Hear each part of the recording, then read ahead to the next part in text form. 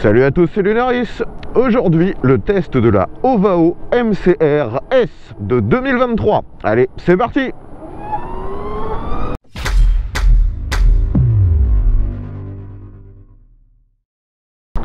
Les amis, aujourd'hui j'ai de nouveau la chance de pouvoir tester une moto électrique, ce qui est relativement rare sur ma chaîne, et ça aujourd'hui grâce à la société Pink Mobility qui importe ce modèle en France.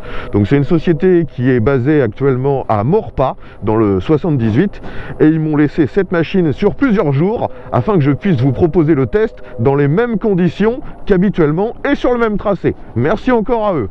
C'est une petite machine de la marque donc Ovao Bike qui est une filiale de Autobike, une marque taïwanaise, et cette machine, vous le voyez déjà, elle a un look assez futuriste, inhabituel. D'ailleurs son look est très clivant. Pour l'instant, la plupart des gens à qui je l'ai montré, il y a eu deux réactions: ceux qui adorent instantanément et à l'inverse ceux qui détestent instantanément. Moi personnellement j'aime bien son look, je la trouve plutôt sympa. Après ce qui m'intrigue clairement c'est pourquoi avoir décidé de faire une machine avec ce gabarit, car vous le voyez c'est une moto quand même assez grosse, assez large, surtout quand on la regarde depuis sa face avant. Par contre, quand on la regarde de derrière, eh bien, on voit que c'est une machine toute courte, toute petite, avec des roues en 14 pouces, ce qui est vraiment inhabituel. Donc ce modèle est électrique et c'est un modèle qui est compatible avec le permis 125 ou le permis B plus la formation. Et toujours l'avantage des électriques en 125, c'est que finalement on peut avoir un peu plus de puissance que si c'était une machine avec un moteur thermique. Sur ce véhicule, vous avez un moteur électrique qui développe officiellement 15 chevaux nominaux, mais en réalité quand vous accélérez fort vous pouvez avoir jusqu'à 30 chevaux en puissance de crête. Donc franchement c'est très intéressant pour quelqu'un qui n'aurait que le permis 125. Par contre bien sûr, l'inconvénient sur les 125 électriques, c'est qu'il faut les alimenter, donc on a une grosse batterie et la machine est donc assez lourde. Elle est donnée pour 184 kg. Sur ce modèle, la MCR S, la S en fait c'est la finition la plus sport. Eh bien, vous avez deux batteries. Ces deux batteries permettent une autonomie théorique maximum de 210 km. Mais en réalité, comme souvent avec les électriques, il faut comment dire, se contenter d'environ la moitié de ce qui est indiqué, car les 210 km annoncés sont atteignables uniquement si vous ne dépassez pas les 50 km/h. Après, la particularité aussi esthétique de cette version S, c'est qu'elle est en monoplace. Quand on commence à utiliser cette machine, la première chose qui surprend vraiment, c'est finalement le gabarit de la moto. Car bien qu'elle ait l'air vraiment petite quand on la regarde de derrière ou sur le côté, avec ses petits trous en 14 pouces, eh bien quand on monte dessus, elle est relativement haute et surtout la selle et ce qui fait office de faux réservoir, eh bien tout ça c'est assez large. J'ai finalement un réservoir qui est quasi aussi gros que ce que j'aurais sur une moto avec un 4 cylindres de 1000 cm3 voire plus. On a les jambes assez écartées. Heureusement, le design du réservoir est fait de telle façon qu'on peut quand même bien plaquer ses jambes et faire corps avec la machine. Et la position de conduite, on est sur la version sport et clairement la position est très sport. J'ai l'impression d'être sur un Street Fighter. On a un très grand guidon, on est très penché sur l'avant. Finalement, on a l'impression vraiment d'être sur une sportive avec un guidon droit. Et lorsque je dois m'arrêter, vous allez voir que finalement j'ai vraiment des difficultés pour mettre les pieds au sol. Je suis sur la pointe des pieds du haut de mon 1m70 m. Ça c'est vraiment à cause de la selle et du réservoir qui m'écarte complètement les jambes. Bon, la position, bien que très basculée vers l'avant, me permet néanmoins si nécessaire de prendre les infos autour de moi, mais il est vrai que si je veux regarder vraiment mes angles morts, je suis obligé de lâcher le guidon afin de pouvoir complètement me retourner et vérifier ce qui se passe au-dessus de mes épaules. La moto est bien sûr équipée, vous le voyez, avec des rétros. Ceux-ci sont d'origine en bout de guidon, plutôt esthétique, il faut l'avouer. Et vous avez la possibilité, soit comme je le fais aujourd'hui, de les tourner vers l'extérieur, afin de vraiment bien voir ce qui se passe derrière vous. Soit si vous êtes en ville, vous pouvez les retourner afin qu'ils soient vers l'intérieur, comme ça. Et forcément, on voit nettement moins bien ce qui se passe derrière. Ça fait, lorsque je les tourne vers l'intérieur, que j'ai environ un tiers des rétros où c'est bloqué par mes bras. Bon, pour l'instant, j'évolue en ville, donc je suis resté sur le mode le plus économique, qui s'appelle tout simplement Eco. Mais il faut savoir qu'il y a 3 modes de conduite sur cette moto: le mode Eco, le mode Confort et ensuite le mode Sport. Et il y a aussi un 4e mode qu'on peut dire plus presque un mode caché, le mode Turbo. Mais le mode Turbo, on en reparlera plus tard, car il ne peut s'activer que dans certaines conditions. Forcément, vu qu'il s'agit d'une machine électrique, il n'y a aucun bruit généré par la moto, si ce n'est bien sûr par la transmission. Et cette moto a la particularité d'avoir une transmission finale par courroie, ainsi qu'une transmission primaire par courroie. Et la transmission primaire, contrairement aux motos habituelles, eh bien, elle est visible. On la voit sur le côté. Cette transmission sert simplement à relier le moteur à la transmission secondaire, qui finit bien sûr sur le bras oscillant.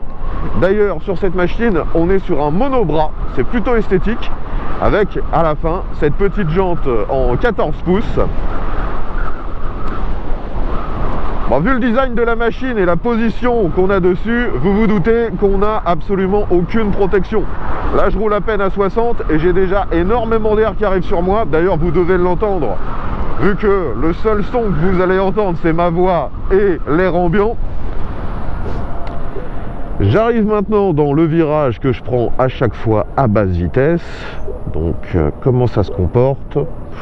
Bon, franchement, aucune difficulté. Avec ces petits trous en 14 pouces, ça se manœuvre plutôt bien.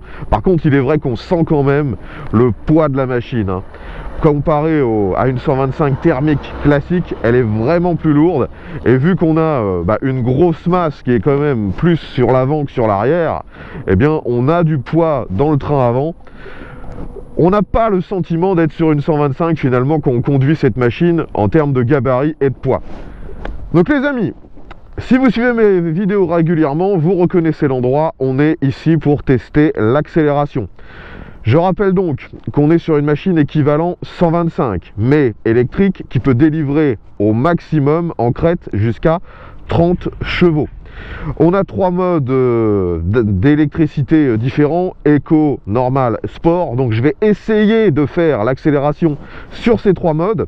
Logiquement, en mode Eco, je ne devrais pas pouvoir atteindre les 100 km/h, ça devrait me brider avant, mais ça va être surtout dans ce mode pour voir le comportement de la machine.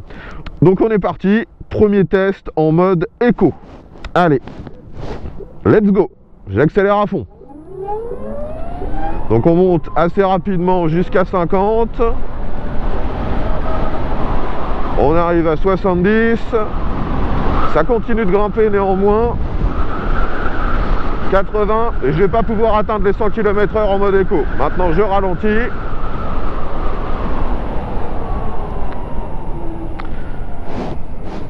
Donc le mode Eco, comme je m'y attendais, ne permet pas réellement de monter à 100 km/h sur cet espace. Maintenant qu'on est ici, on va comme d'habitude vérifier l'angle de braquage. Donc logiquement, avec des petits trous de 14 pouces, ça devrait braquer sans trop de difficulté. Allez. Alors, est-ce qu'on finit sur la route? Oui. Donc ça braque très très bien, vous le voyez. Je finis pile sur l'autre fil. Je suis même peut-être plus proche du milieu de la route que réellement du bord. Donc en termes de manœuvrabilité, c'est pas mal. Maintenant, je passe en mode confort, qui est, on va dire, le mode standard, et on va réessayer de faire ce 0 à 100. Allez, on est parti, let's go. Donc j'accélère à fond. Le démarrage est sans brutalité. On arrive tout de suite à 70, 80, 90. Est-ce qu'on va arriver à 100 en mode confort? Bon, je dois ralentir. Donc j'aurais peut-être pu attendre 100 km/h, mais ça impliquait que je prenne le risque de bouffer ma marge de sécurité, ce que je refuse de faire. Donc ici de nouveau, en mode confort, bah ça me permet pas vraiment de monter à 100, même si c'était beaucoup plus performant qu'en mode éco, vous l'avez constaté. Maintenant, mode sport, qui est donc le plus performant, et on recommence. Allez, let's go! Donc l'accélération est tout de suite beaucoup plus forte, on est déjà à 70, 80, 90 et 100. Maintenant, je freine, donc frein arrière, ça freine pas trop mal, et le frein avant, il freine plutôt bien. Alors sur cette machine, on est avec un frein, d'ailleurs aussi bien devant que derrière, qui a été confié à Brembo. Par contre, la surprise, c'est qu'il n'y a pas l'ABS. On est sur un système de CBS, de freinage combiné. Donc logiquement, quand vous freinez de l'arrière, ça freine aussi de l'avant. D'ailleurs, sur le trajet que j'ai pu faire, je me suis aperçu que en ville, on n'a quasiment jamais besoin de freiner de l'avant, hein. Freiner de l'arrière suffit largement, vu que ça freine également un petit peu de l'avant. Allez, on est reparti. Je vais rester en mode sport, hein. Et on réaccélère. Voilà, il y a du monde. Je ne vais pas retaper la vitesse max, mais en mode sport, ça n'a vraiment plus du tout le même comportement. Là, on a l'impression d'avoir bien plus de performance que sur une 125 classique. Là où en mode éco, on est à peine mieux qu'un cyclomoteur, je dirais. Là, le mode sport, c'est vraiment sympa. Après, bien sûr, il faut bien garder en tête, quand on roule avec ce genre de machine, que lorsqu'on va se mettre avec le mode sport, on va utiliser la capacité de la batterie très rapidement. Ah, vous voyez, là j'ai freiné uniquement de l'arrière et on sent l'avant qui plonge un petit peu, hein. Le CBS fonctionne bien. Alors sur cette machine, on a un seul levier, hein, pour le frein avant. Et ce levier est lui aussi du matériel de chez Brembo. Il est réglable en écartement et la sensibilité est plutôt bonne. Là où ce véhicule est surprenant, c'est, vu son look, on pourrait s'attendre à une machine quand même un peu brutale, et en fait pas du tout. Même en mode sport, quand on accélère fort, ça reste tout le temps très gérable. C'est pas brutal du tout. On sent que ça a été fait pour des gens qui n'ont pas forcément une très grosse expérience de la moto. À aucun moment on se sentirait désarçonné par la machine. Alors là, je vais utiliser maintenant une caractéristique propre au véhicule électrique, le frein régénératif. Donc sur la gauche, on a un sélecteur, comme le sélecteur de vitesse, sauf que là, c'est le sélecteur de frein régénératif. Donc premier niveau, ça commence à freiner un petit peu, deuxième niveau, encore plus, troisième niveau, encore plus. Donc ça permet de regagner un petit peu, de recharger un petit peu l'électricité de la batterie. Après, il faut garder en tête que lorsque vous utilisez le frein régénératif, logiquement, ça n'allume pas le feu à l'arrière.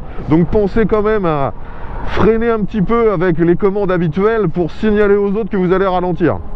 On peut aussi bien sûr désactiver le frein régénératif, et moi personnellement, c'est comme ça que j'utilise la moto le plus souvent, pour ne pas qu'elle perde de son élan. Là par exemple ici, vous voyez, ça descend très légèrement. Si je mets le frein régénératif, la moto va ralentir et quasiment s'arrêter, ce que je ne veux pas. Là je préfère qu'elle continue sur sa lancée. Au niveau des commodos sur ce modèle, on retrouve du matériel qui ressemble beaucoup à ce que Ducati proposait il y a peut-être une quinzaine d'années. Ce sont des commodos assez petits. Sur la gauche, on a bien sûr tout ce qui gère l'éclairage, les clignotants, le klaxon. On a aussi une gâchette qui permet de changer le mode, donc éco, confort et sport. Vous pouvez naviguer aussi dans les quelques infos destinées par l'écran. Sur la droite, coupe-circuit, démarreur et le bouton qui permet de mettre la marche arrière, car j'en ai pas encore parlé, mais cette moto est bien équipée d'une marche arrière.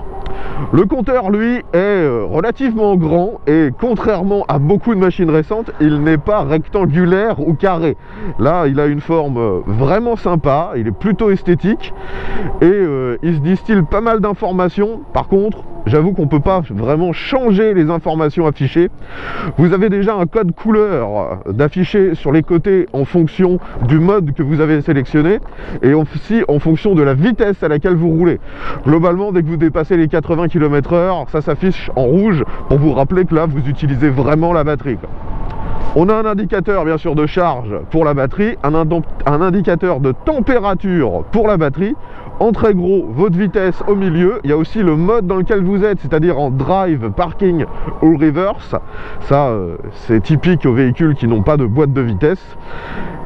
Vous avez le mode d'afficher, une horloge et aussi l'état du frein régénératif.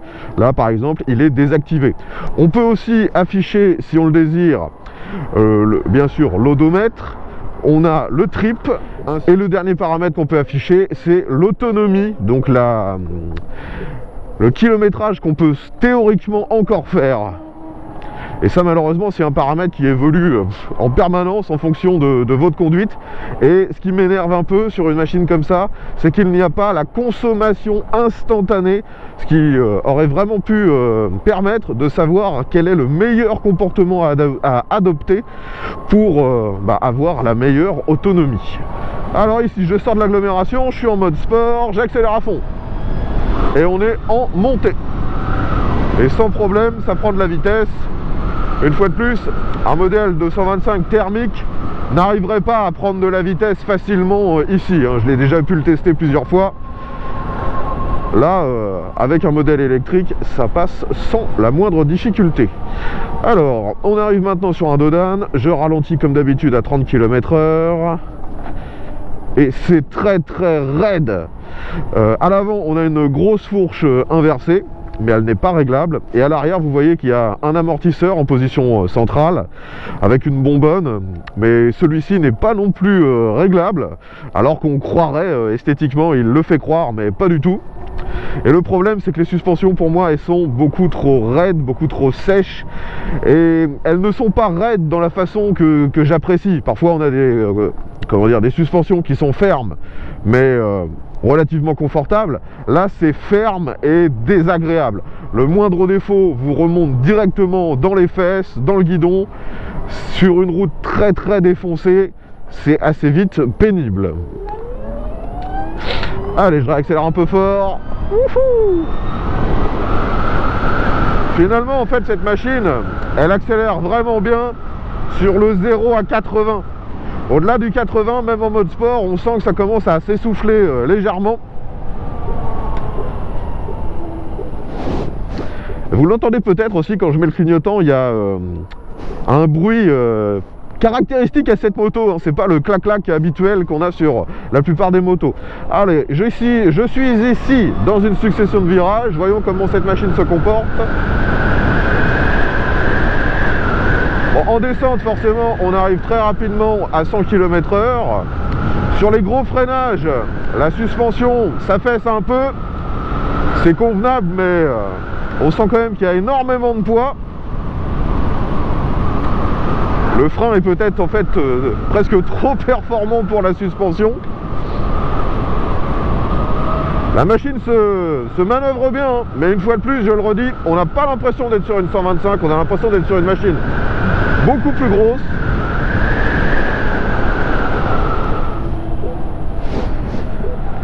Alors dans ce rond-point, voilà, moto avec ses petits trous de 14 pouces, ça s'incline bien. Hein.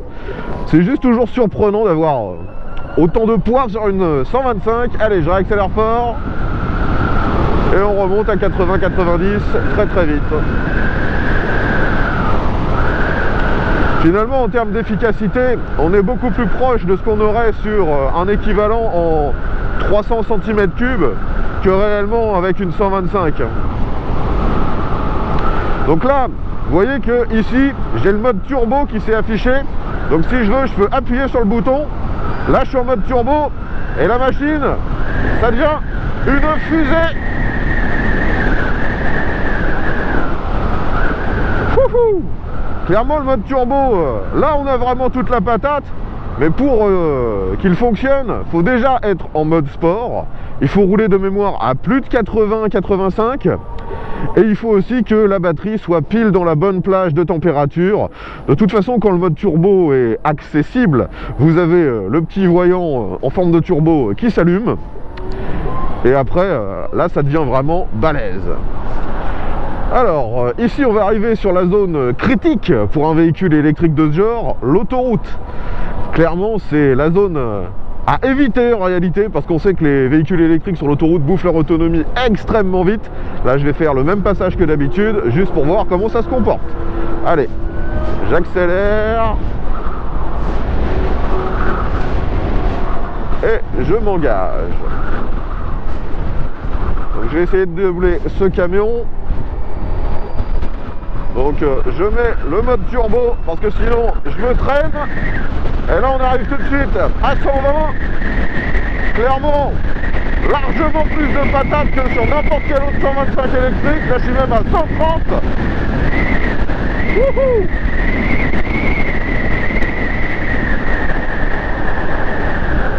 Bon, malheureusement je peux pas maintenir une vitesse élevée parce que vous le voyez ici, la route est en réfection, elle est un peu détériorée, mais vous l'avez vu, ça prend 130 sans trop de difficulté en mode turbo. Je ne pense pas qu'en mode normal on puisse dépasser les 120, du moins lorsque j'ai ramené cette machine depuis Maurepas, je n'ai pas utilisé le mode turbo et j'ai jamais dépassé les 120 km/h. On peut essayer quand même de faire une reprise, je suis toujours en mode sport, là je suis à 80, j'accélère un peu. Et vous voyez que ça reprend, hein. 90, 100, ça reprend très bien. Je vais me remettre en mode turbo. Et regardez, l'accélération est phénoménale pour un équivalent 125. Hein. Bon, par contre, là j'ai fait à peine 5 ou 6 km d'autoroute et j'ai déjà perdu quand même pas mal de batterie. Et j'ai surtout aussi, vous voyez, la batterie qui a augmenté un peu en température. Lorsque j'ai fait, une fois de plus, le retour, hein, le trajet de Maurepas à chez moi, j'ai pris une portion d'autoroute sur environ 30 km. Et en 30 km, j'avais mangé quasiment 35-40% de batterie parce que j'étais resté à 120 en permanence. Donc je le redis, hein, cette machine, vous pouvez monter sur l'autoroute si c'est de manière temporaire. Elle a même largement les performances pour le faire. Mais si vous désirez faire vraiment de l'autoroute sur de longs trajets, et pour moi le long trajet avec ce genre de machine c'est au-delà des 20 km, c'est à déconseiller, vous allez bouffer la batterie beaucoup trop vite. Au niveau de l'éclairage, vu qu'on est sur une machine moderne, électrique, avec un look un peu futuriste, il faut l'avouer, eh bien tout est confié à des LED. On a un phare à l'avant plutôt esthétique, avec un feu diurne et aussi un éclairage LED bien sûr. Vous avez les clignotants à l'avant qui sont intégrés dans le carénage et à l'arrière ils sont au niveau du support de plaque. Support de plaque d'ailleurs qui, vous le voyez, est pris sur le monobras via des barres en treillis rouge. Je trouve ça plutôt sympa une fois de plus au niveau de l'esthétique. Allez, c'est parti pour une dernière accélération. Je suis en mode sport. Et maintenant mode turbo.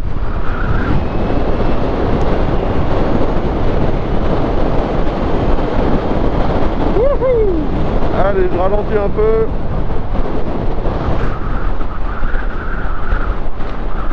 Franchement, des performances hallucinantes, hein, une fois de plus, pour un équivalent 125. Maintenant que nous avons vu que cette machine, en termes dynamiques, elle est vraiment très sympa, il va falloir parler de ses autres aspects. Alors tout d'abord, on pourrait se dire, au vu du design de la moto, qu'au niveau pratique ça doit vraiment pas être dingue, et en fait faut pas oublier que c'est un électrique, il n'y a pas de réservoir, donc ce qui ressemble au réservoir est finalement un rangement.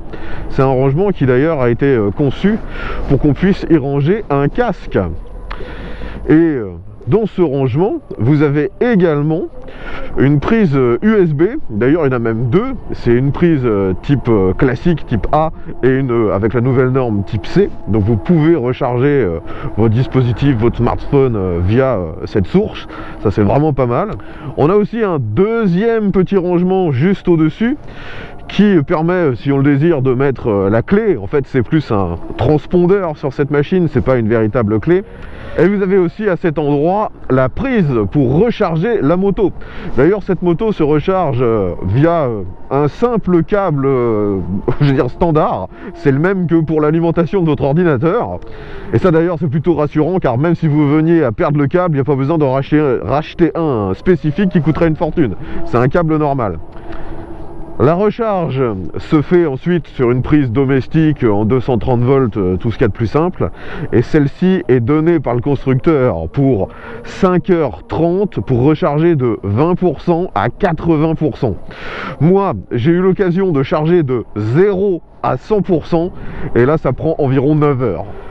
Donc finalement, cette petite Ovao MCR S, c'est une très bonne surprise. Après, reste le facteur qui va très clairement limiter les ventes de ce modèle. Comme tous les véhicules électriques, c'est très cher.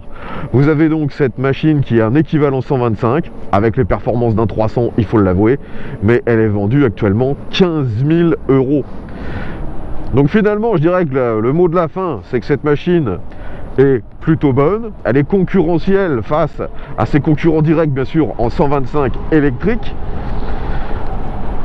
mais ça reste vraiment onéreux et on n'a pas le même usage de ce genre de machine que d'un équivalent 125 thermique, pas du tout. Enfin voilà les amis, je pense maintenant avoir fait le tour des caractéristiques de cette MCR S. Si vous avez des questions, l'espace commentaire est là pour ça. Si vous avez déjà testé cette machine ou si vous en avez acheté une, que ce soit la S ou les autres de cette gamme, n'hésitez pas à nous donner votre retour d'expérience, ce sera très fortement apprécié vu que c'est, comme je l'ai dit, une marque qui débute en France et qui est assez peu connue pour l'instant. Je tiens de nouveau à remercier Pink Mobility de m'avoir prêté cette machine afin que je puisse vous en proposer le test. Si vous avez apprécié celui-ci, bien sûr, n'oubliez pas de mettre un petit pouce vers le haut, de partager la vidéo sur les différents réseaux sociaux. Je vous invite également à vous abonner, vu qu'il y a très régulièrement ce genre de contenu sur ma chaîne. Allez, je vous dis à bientôt, et bien à tous!